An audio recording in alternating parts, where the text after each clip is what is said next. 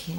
Good morning, church. I just hope what I share today will prepare you, uh, to prepare yourself before God for the coming year. So, today our focus will be on the life of Mordecai. God has graciously given us a Mordecai in our church, and we are grateful to God for that. But yeah, whatever it be. So as usual, I always like to use a lot of stories in my sermon because I feel it helps me contextualize the scriptures in the present times, right? And also parallelly look at the scriptures and all of that parallelly. So today I thought I'll start with this history, a story from your history books, and it's called the Battle of Dunkirk. Okay, I'm not a historian, but I did adequate research on this story. So this happened, I think some of you might have, who love watching war movies and action movies, you might have watched this movie. There is a movie on this, but it misses a significant part, is what the researchers, in my research I found out. It misses the God element of the story in the movie. However, I just want to paint the story for you and just challenge you as we keep going through today's sermon. So this happened in the year 1940. So World War started in the year 1939. The Allies, which is led by the British, and its a group of countries along with it were called as Allied forces, namely France, Belgium, and all of them, right? And on the other sides, they were fighting Hitler, the Nazis, and the German troops. So there came a point in the battle in the 1940s where Germany was rapidly advancing. The German troops were rapidly advancing in France and Belgium. And the British soldiers there were literally trapped. Okay, there was a huge number of soldiers there, and they were completely outmaneuvered by the German troops, and they were completely encircled also by the German troops. So it seems like there was water on this side, and then you had the British troops. It's just like the Red Sea scenario, where the troops were pushed towards the edge of the coast, and they were completely surrounded by the German troops. And Winston Churchill had just taken over as the Prime Minister of England, and he was just 16 days into his role as the Prime Minister of the country, and he feared, it says, that he would be announcing one of the greatest disasters in the history of Great Britain. That's how it was. The German troops were rapidly advancing, and at that point in time, King George VI, who was in the throne, he called the nation to prayer. Okay? This is there in the history. You can listen to the exact words of King George. If you Google, you will find that this whole talk is there, okay? And he gave a radio message, and this is a portion of what he says. At this fateful hour, we turn as our fathers before us have turned in all times of trial. Because this was going to be, Great Britain was like, sun never sets in Great Britain. They were just like advancing, So once again, at this fateful hour, we turn as our fathers before us have turned in all times of trial to God Most High. Here in the old country, I have asked that Sunday next be observed as a national day of prayer. Let us with one heart and soul humbly but confidently commit our cause to God and ask His aid. With God's help, we shall not fail. And you know what? This was the turning point. And in addition to that, he encouraged the citizens to just, give their boats so that they can help, because they all realized the only way for escape would be from Dunkirk to Dover. If you studied your history English channel, it is about 55 miles. So he encouraged the whole nation to come to God in prayer, and also asked the people to give the boats that they have, to help in this mission, to evacuate the British soldiers from France. And guess what happens? Even as he made this announcement, 3 things happened, okay? This is the turning point in whole of that. 3 things happened. The German army was just 10 miles away from where the British soldiers were. They were advancing in tanks, and you know how that when you watch in movies, you will know, right? It's just so scary. Where do you hide in a beachfront, right? And they're advancing just 10 miles. And suddenly, the first thing that happened was Hitler advanced he ordered his army to stop. All the German generals were furious. Till date, no one knows why he ordered the army to stop. And there is an assumption that people say he must have trusted on his air force, that he could bombard them and destroy them. So probably he ordered, he was just a pompous guy, we know, right? That was one. Second thing, there was a big storm that was brewing. And guess what? Because there was a big storm, the planes couldn't fly. Right? The German planes couldn't fly. And under the cover of the storm, British soldiers were taken from Dunkirk to Dover. And it says on day 3, there was a great calm. Such a beautiful story. And it says, they only expected to save about 20. Can we show the pictures? This is how, the moment King George announced that people should come and prayer, thousands and thousands of people thronged the cathedrals, the churches, nobles, royals, common men. In all Commonwealth countries, they, gathered in cathedrals and churches to pray, and God moved and history changed. Right? God rules in the affairs of men, but he rules through his people. He moves through his people. They expected to save only about 20,000 soldiers, but history says around 330,000 British soldiers were rescued. What could have been a great tragedy became a great victory. Right? That's such a powerful story. That same God is still on the throne, but he will move only when his people are willing to work with him. If King George never called on, there are skeptics who say it is all a coincidence, but I firmly believe, like how C.S. Lewis puts it, it was the providence of God, the protective care of God that flung into action when people realize they are helpless and they prayed. Then here is another picture of how boats ferried them from Dunkirk to...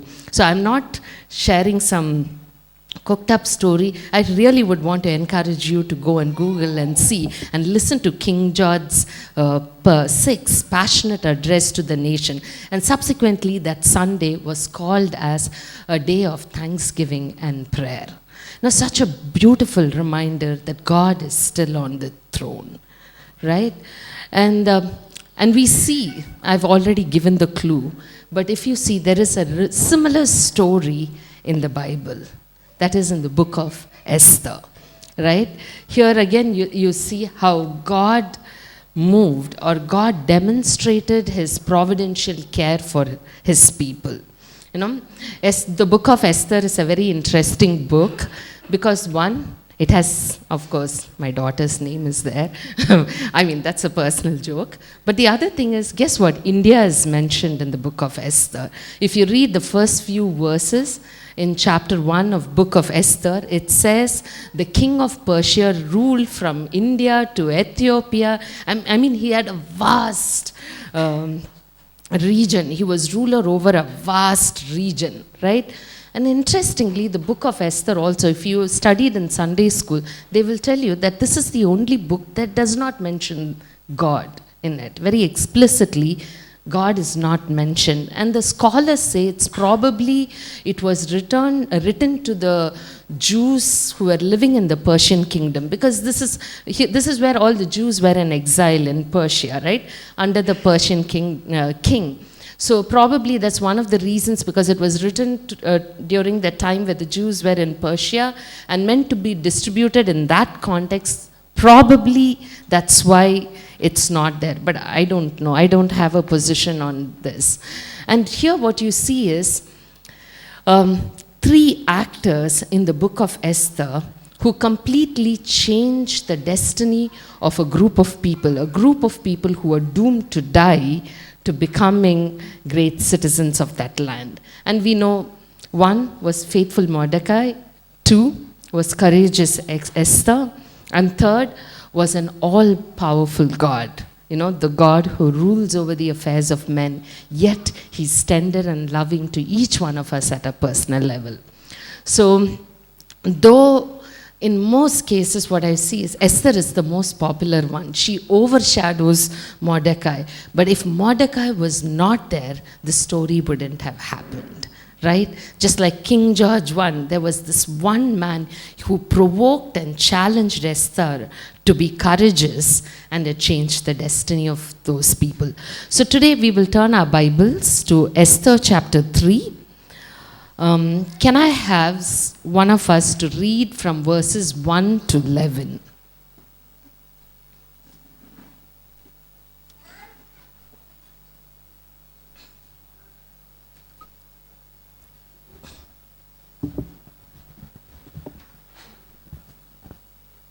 Can I have one of us to read Esther chapter 3, verses 1 to 11?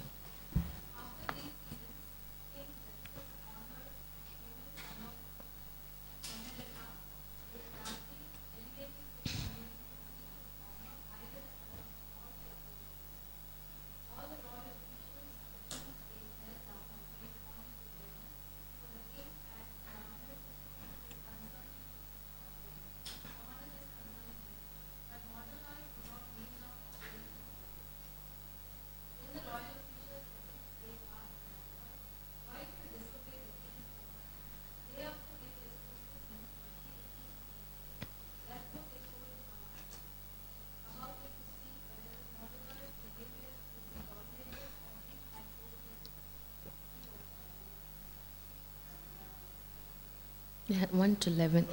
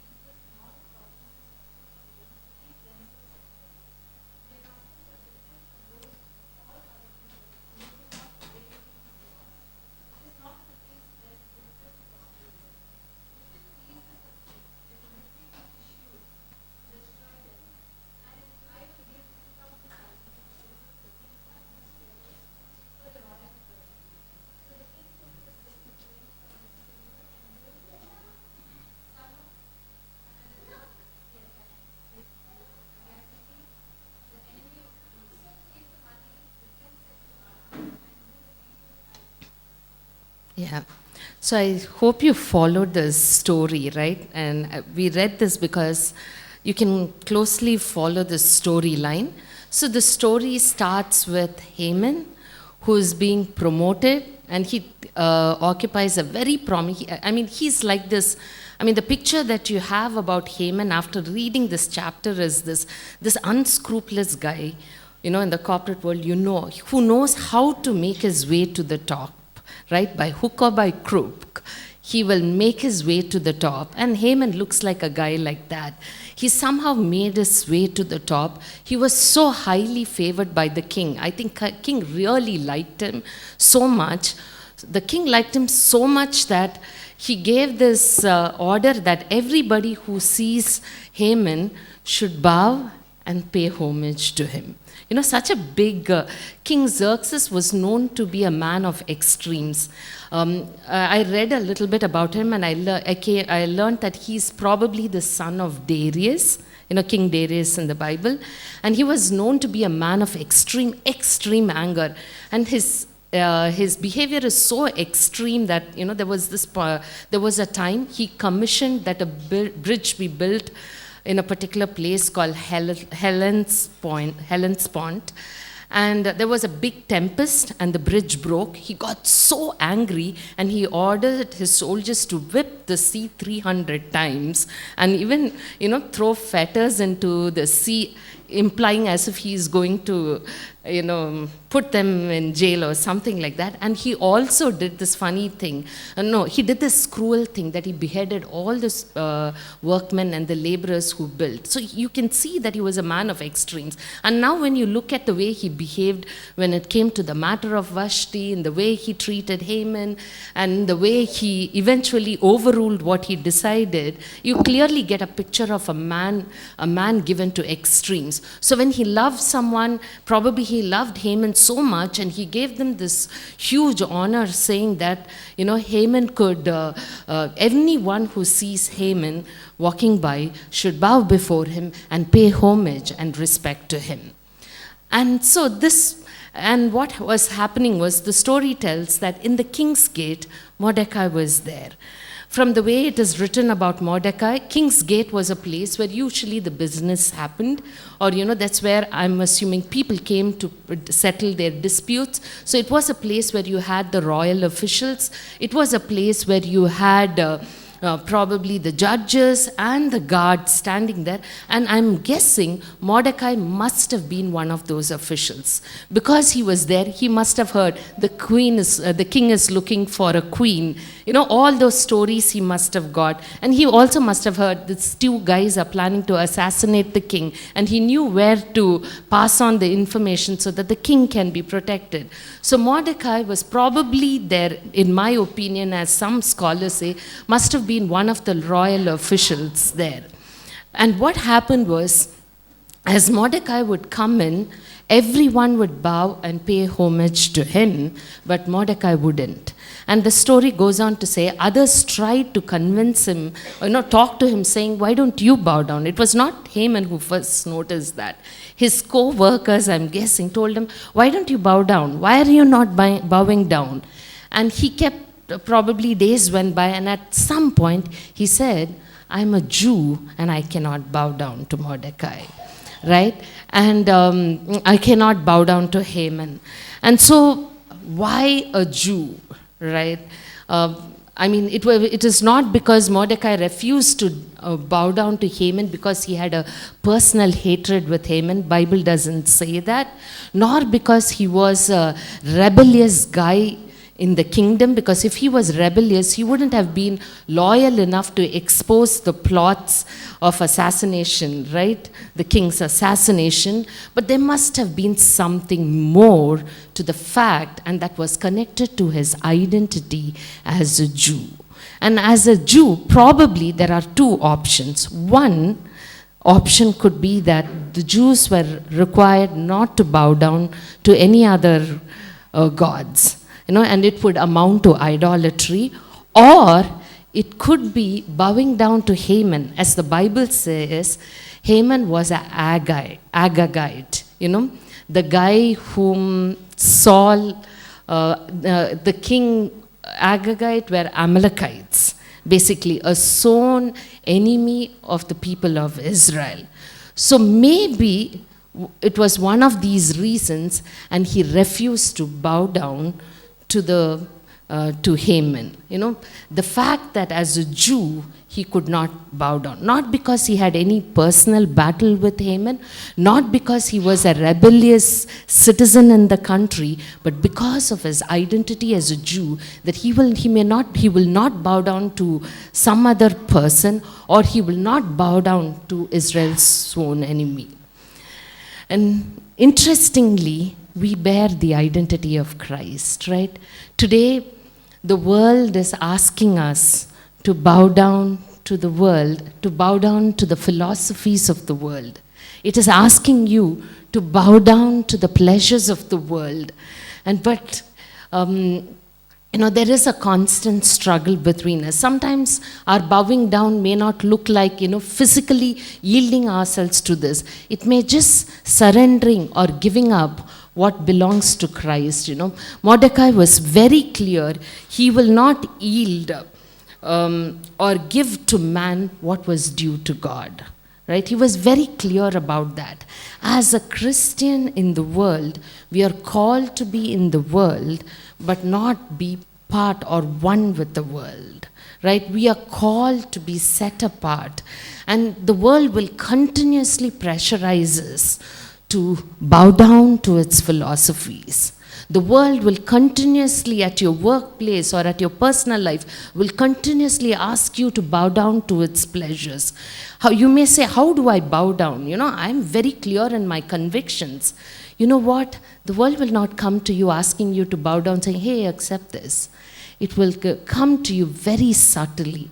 It will come in the form of compromises. Because when you don't make that compromise with the world, you will suffer. So what you will do is, I've heard Christians say, we tend to rationalize, and so we say, it is a matter of the heart. In your heart, if you're right, it's okay. God understands. So many times we rationalize and play with words, right?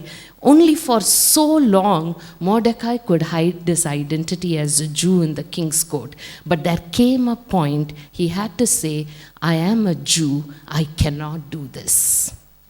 Right? Probably he did so many things differently from all the officials in the king's court. And he was so successful, everybody loved him. And they were okay with that. But there came a point, because he told Esther, don't tell anyone you're a Jew. So he also must have followed that same principle working in the king's court. And, there came a point he no longer could hide his identity. He had to be the Jew. He had to reveal, the reason I can't do this is because I'm a Jew. You bear the identity of Christ. You are a Christian, a follower of Christ. Only for so long probably you hid it. You probably said it is a matter of the heart. I don't have to show to people I'm a Christian. I don't have to. But there will come a time you cannot hide. You have to make a public declaration of who you are in Christ. What is in your heart will control your actions outward. And so many times the way the enemy forces us to bow down to the world is through compromises, through surrender. You surrender your rights, and even before you know, you are controlled by them. The only place where when you surrender, you can live in true freedom is with Christ. Whenever you surrender to something else, you will be held in bondage or in captive to that very thing you have surrendered or made a compromise with. Right? And I do not know what is that battle in your hearts. And I want to encourage you in the coming year. As I said, God rules over nations. But if He wants, He works through His people. And if you need to be His people, you need to bear the identity of Christ. What we need today is courageous Christian and not coward Christians. Far too long we have hidden.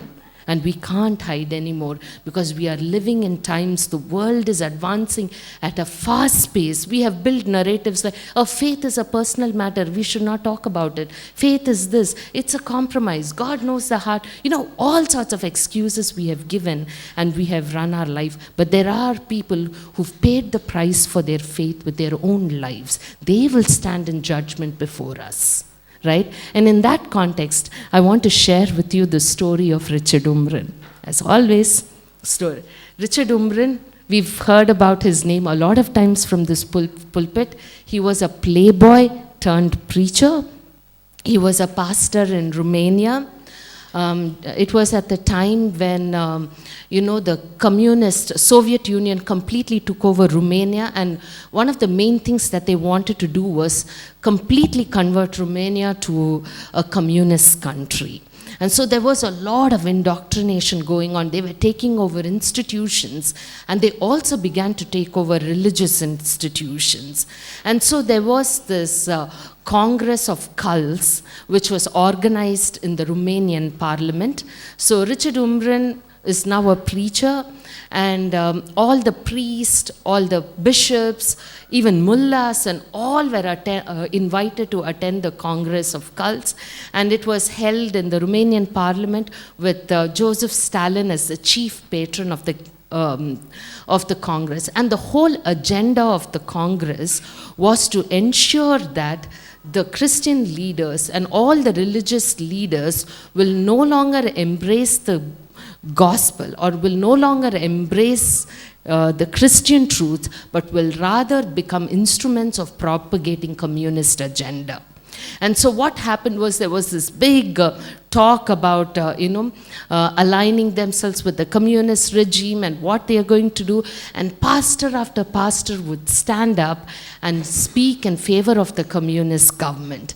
And at one point, Richard Umbrin, who was also invited to the Congress of Cults, he and his wife, okay, they were sitting together and listening, and it was getting so difficult for them to see that, because 4,000 people, pastor after leaders, Christian leaders after leaders, coming and praising the communist regime. And then at one point, she couldn't hold it any longer.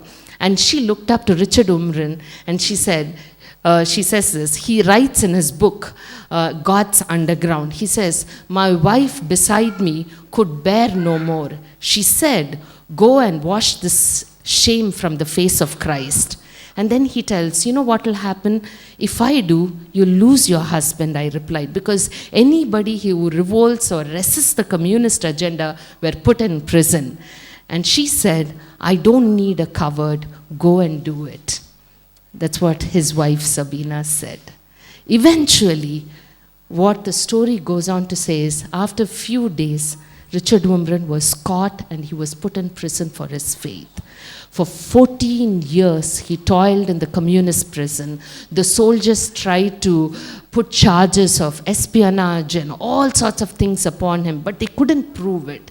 He stood his ground even in the jail. He stood for his faith. And it goes on to say, in the last 2 years, he was put in a place where all the death row inmates were thieves, murderers were there, and they became his church. He would preach to them so that when they went to hang in the gallows, they died as Christians. Right? And God is looking in this dark times. Mind you, we are living in end times. We are living in times very rapidly. The world is moving towards the biblical end times. And if Christians don't stand up courageously for what they believe, we are given away. We are giving up all our rights. And what we are going to, I don't know. It's so scary to imagine what the world is going to look like. The only thing that is going to stay secure and keep you safe is God. You can't trust in your job. You can't trust in your money. You can't trust in your wealth. You can't trust in your job. That's how the world is rapidly changing. Only the man who stands for God will make a. So this is basically a call to take a courageous stand and a position for your faith. So the story does not end there, right? So Haman gets very angry, when he finds that, he observes. Now that people have told Mordecai bow down and he doesn't, and these officials go and tell Haman. So Haman also observes for himself. And he sees, this guy Mordecai is not bowing down to me. And then he comes up and he's so enraged, so full of greed, so full of pride, and he decides, okay, I'm going to get this. I'm going to make sure I make this guy pay for what he has done. Probably this is what went in his mind. He realized that he will not only destroy Mordecai, but he will destroy the whole group of Jews, because it was the Jewish identity of Mordecai, right? And he realized, I need to do away with this whole group, Jewish people from this land. And then he comes up with a plan. He will not only kill Mordecai, he'll kill all the Jews, but he will plunder their goods. He was motivated by greed, by pride to take over. And he goes and talks to Xerxes. And Xerxes, as you know, as I gave you a picture about his personality, a man of extremes, probably he was really drunk. It says most of the decisions he made for his kingdom was in a state where he was fully drunk, okay? And he must have thought, he must have heard, and you see how Haman paints the picture. There are a group of people in this land whose laws are different from our laws, whose customs are different from our customs. And he was just very subtly selling it to Haman that this group of people should be completely destroyed. And Xerxes falls for it, removes his signet ring, gives it to him, and Haman beautifully drafts the edict, and in the name of the king, it is passed throughout Persia. So can I have one of us again turn our Bibles to Esther chapter 4, okay?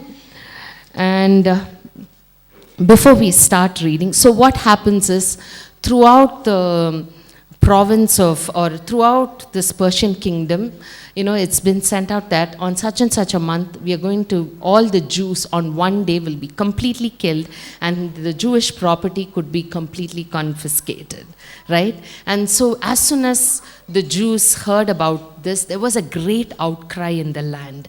And you also find when Mordecai heard about this, he tore his clothes, he put on sackcloths, and he began to wail. And there was a great distress probably in those provinces where the news had gone out, right? And so can we turn our Bibles then to Esther chapter 4, and can one of us read from chapter 7 to 10? 7 to 17.